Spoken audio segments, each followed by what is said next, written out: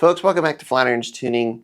It is finally time to talk about the Driver Controlled Center Differential, the STI DCCD. What does the DCCD actually do? It seems like the answer would be, well, it's changing the torque distribution front to rear. There's a lot of questions about that, and there's a school of thought that says that's not actually what the DCCD controller does. So we're going to take a deep dive into what the DCCD is actually doing. Before I do that, I want to say, make sure you like, subscribe, hit the hype button if you see it. Let's get into it. We had a video, and we'll put it up here, of basically showing, how the input goes into the transmission, works through the transmission, then comes out, and then where the center differential sits. But where that center differential is, yeah, it's sitting in between basically the front and rear axle and it's controlling how much power goes to the front and rear axle, but what is it actually doing? The first person I reached out to was Dave from Rally Spec, who just happened to be rebuilding our rally car transmission, which also just happened to need to get the DCCD rebuilt, so it was a perfect time for him to kind of give a breakdown of what it is. So let's take a look at that. Hey John, this is the older style DCCD. So this is your case here. These splines here are driven off of the output shaft of the transmission. Here you have your electromagnet, pilot clutch plates, and then there's a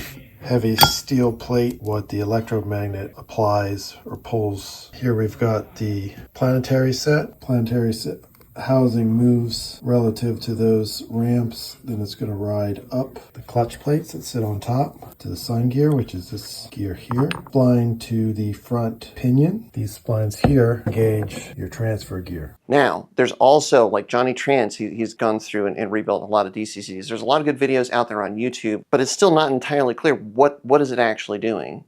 And so I wanted to get some more help. So I reached out to Devin Hoffman, Divine Force Racing, because she's an engineer, she's a race car driver, she drives an STI. So I wanted to get her take on what is the DCCD actually doing. So here, let's talk to Devin. Well, Devin, thank you for making the time to come on here. I wanted to pick your brain because you're the perfect person to help explain this. I'm trying to figure out how to explain what the DCCD does in an STI. When you flip the little switch, it'll send a pulse or a magnetic current to a coil. If you have more pulse, it'll be less rear bias, so it'll be more towards the front, more of like a 50-50, versus when you have like less pulse, it'll be more rear bias. The more pulse you have, the more it's trying to keep them together. So think of the pulses like the squeeze. So it's squeezing faster the more current you're sending through. Even when you're in auto, that's still fluctuating. I think it's important when we pull up that little spreadsheet, you see like the duty cycles on there. So for auto, that's the duty cycle is how that magnetic pulse is changing those gears to react, right? Or the clutch to react to those gears, right? It's not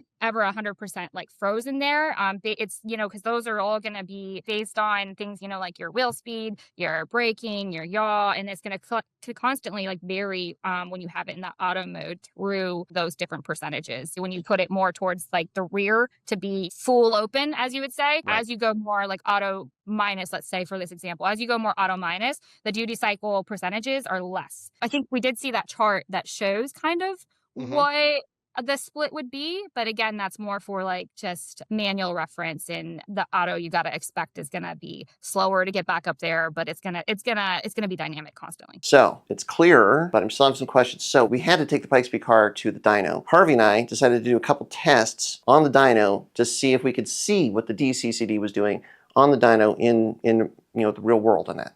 So there's a couple parts of this. Here's the first part of the dyno test.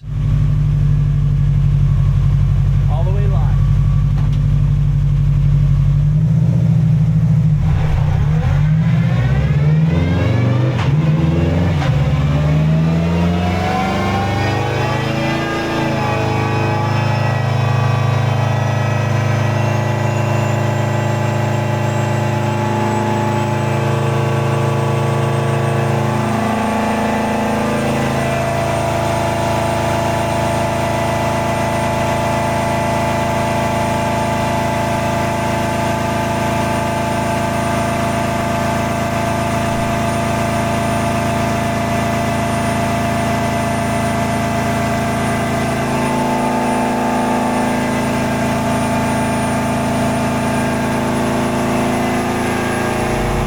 This is not the result that we expected. So now we got to go back to basics, and I want to go back to what we know. We found some Subaru documentation on the DCCD, so let's go to that. In doing the research to try and figure this out, discovered some interesting things. The biggest one is that in 2004, when Subaru released the STI here in the US, they came out with a technician's reference booklet that detailed all of the things that were new to the models in 2004, most of which was to the STI, and they go through all the new features or new mechanical elements that are in the STI. If you think about the 2004 STI, there were so many things that were new. AVCS, 2.5 liter engine, STI transmission with the DCCD. All of that stuff, they go into detail about all of it here. There's also a bit in here about the AP SureTrack differential that the STI had, which is a really interesting piece of engineering. It looks crazy. It's hard to even wrap your head around what exactly what it does or how it works, but it's really neat. But the most important part here is towards the end, because it talks about how power gets into or goes through the DCCD. So what it says is that power flows into the differential case to the planet gears. Power then splits. The planetary carrier driven by the planet gears power the rear wheels. And you can see that because on a planetary carrier, there's basically a spline section that comes off the rear that goes to the transfer. So that's how the rear wheels are powered. The sun gear, powered by the planet gears, power the front wheel. So this makes sense too. This is the gear in the center that comes out of the planetary assembly and then goes forward. Then there's all the clutch packs that stack on top of that, and then the top of the case closes it.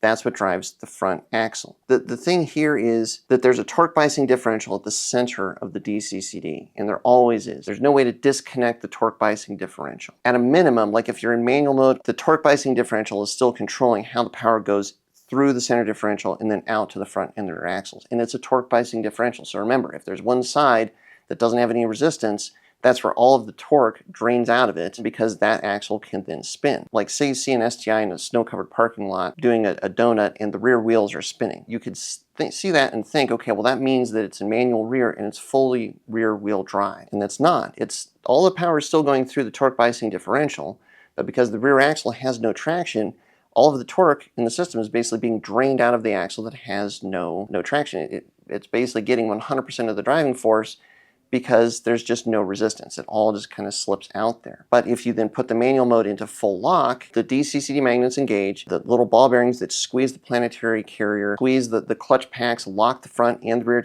together and give you 50-50 torque distribution. Front and rear are going to spin at the same speed. That's what in theory should happen. Why we saw the result on the dyno that we did is because initially the dyno rollers are locked together. They have to spin at the same speed. So if the front and rear axles are spinning at the exact same speed in the planetary gears and everything is spinning at the exact same speed, it doesn't matter what you're doing with the DCCD in terms of current because they're just going to spin at the same speed. There's no difference there that the DCCD can then act on because we're not turning. There's no change in traction between front and rear. What else can we find from Subaru to indicate that or to tell us that? Turns out in 2008, Subaru came out with another technical reference booklet because they made some changes to the 2008 STI. This is where we include the Auto Plus and Auto Minus mode for the DCCD. And so they tell us exactly what that is doing. So the Auto mode applies current to the center diff with a duty cycle. In Auto mode, the standard one, the DCCD advances at a rate best suited for the vehicle's driving conditions. And Auto Plus is a little more aggressive, increasing the duty cycle at a faster rate. It provides more power to the front wheels because it's applying more current to the DCCD and locking the diff carrier and the center differential together to get up to that 50-50 torque distribution faster. Auto Minus increases the duty ratio at a slower rate, keeping the power more available to the rear wheels because it's basically letting the torque biasing differential take control more, not overriding it as aggressively. And that's where it feels like it's more rear biased. Subaru actually gives us the lock ratio based on how much current or the duty cycle of the center differential. So you can see where it's open, it's 5941, and then more current goes up, and then it gets up to 50-50. So Subaru, they designed the thing, and they've given us the information here as far as what that torque split is based on the duty cycle of the center differential. It's important to note here, the reason that there's this 5941 torque split front to rear, it's to do with the ratio of the planetary gears and the sun gear. That's why there's this fixed ratio. The early cars, early STIs had a different ratio of teeth between the planetary gears and the sun gear. That's why those are 65-35. And then pretty much starting in 2007 through 2021, the number of teeth changed, the ratio changed, and the torque biasing differential. And so that's why it's 5941. So all the DCCD is able to do is to, one, override the torque biasing differential of the center, which starts out at, say, the 5941, and then go up to 50-50 or back. That's all that the DCCD is doing, but in doing so, it does change the torque split. If you have no current going to the DCCD, and you have one axle that is slipping, all of the torque is going to leak out of the system to the axle that has no traction because that torque biasing differential is there. Either the torque biasing differential has priority, or the DCCD, the electromagnet, squeeze it together and override it to the point where it gets to 50-50. When we were on the dyno, we did another test. We tried another setup to see if we could see the manual controller giving us a different torque split. So let's take a look at what happened there. Tell me what you just did. So I just shortened the dyno, and now it'll show that there's less torque on the rear especially because the tire isn't even touching the knurled roller, which is the roller which is attached to the brake that measures the torque. Now why are we doing this? So that it's not just spinning in the air. The backs aren't really contacting the brake, so the back can spin pretty easily. What we'll see on the screen is that the torque split is mainly going to the front right now. Okay. And then hopefully we can turn the dial and force more to the back. Essentially the dyno locks the front and rear rollers to the same speed at all times, no matter what. But to get this to put more to the front, we're sort of relaxing the contact patch on the back tire. This will see less, but the car may actually output more back there. Maybe. Because it's spinning. So this is all just experimental, right? Let's find out. I love this stuff.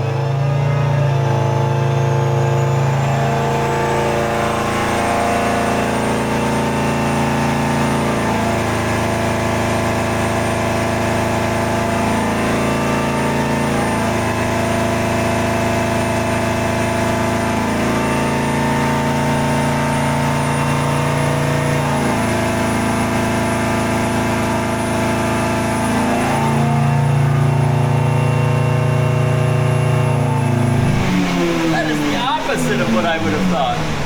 When I was going open diff, it was adding torque to the front axle. When I was going to the left, that front reading was rising. So it's only really working when we have a loss of traction somewhat. Just the same way that like if you even have a one-wheel drive old Camaro running an open diff, if you don't have enough power, you just go down the road. All four wheels turn the same speed. It's only when you get all that power that one tire spins. It's a similar situation. Here we are for the final test of the DCCD. We figure a real-world test would be the best thing, and fresh off of the Olympus Rally, we've got a rally car here. If you're going to hear what the DCCD is doing, this car is very loud. You're going to hear all of the drivetrain noises. And because we've got the clutch-type diffs in the front and the rear, when we lock the diff versus unlock the center diff, you're going to hear a lot more chatter from the differentials versus like a car that has torque biasing differentials front and rear. It's probably not going to be as pronounced of a difference. Here's what we're going to do. Got the DCCD set to manual, fully open, and we're just going to turn a circle out here, and then we're going to set it to fully locked, and we're going to turn the same circle. And what you're probably going to hear once I fully lock it is that this car is not going to be really happy going in those tight circles because the DCCD has locked the torque distribution, basically locked the front and rear axles together, whereas when it's open, the torque biasing differential is able to kind of distribute the power front to rear. It's going to be happier to turn the tight circle with the DCCD in the open position versus the closed. All right, to begin with, differential, manual, fully open. Let's turn some circles here. You can hear the binding a little bit, but it's okay. I'm going to tighten up the circle. It's not happy, but it's doing it. Fully tight. Again, it's not happy, but it's doing it. All right, now, I'm gonna go full lock, see what happens. Okay, oh boy. Oh boy, really not happy. You can hear it is really not happy with the diff in full lock. Backing it open, now it's happy. So what we've showed with the rally car is like putting that into full lock mode. The car just does not want to turn because everything's locked up. So we know that the DCCD is locking up. The center differential, it overrides the torque biasing differential and fully locks the center diff when you apply full current to it. And then you've just got those degrees between the torque biasing differential being in control and then the differential being locked. That's what it is doing. The DCCD is not something that you want to just be set in one place. You need it to be dynamic. And so that's what the differential controllers do. In the auto mode, plus or minus in the STI, or the map DCCD controller, the iWire DCCD controller, they're taking the inputs, the steering angle, the brake, the throttle, the G-forces side to side, and it's changing how locked up or unlocked the differential is to basically get the car to perform better. So like knowing how it works, this is where you just have to go out and you play with the settings, especially with the map DCCD, change the maps, try the different tarmac maps, try the wet map, the snow map, all these sorts of things depending on the condition. And you're going to see when the differential behavior is optimal, you're going to feel the difference in the car. Knowing how that it works and then knowing that you have the ability to fine-tune the behavior with the differential controller, that's where you get the car to work at its best. And that's what's so cool about the DCCD. That's just what makes an STI. It does make such a difference. It's so much fun. So hopefully that helps. Hopefully that makes it more clear what the DCCD is doing, why it's good to get in there, fine tune it, find the right setting for you. Thanks so much for watching. Let us know if you got any more questions like this in the comments below. And until next time, stay tuned with Flatirons Tuning.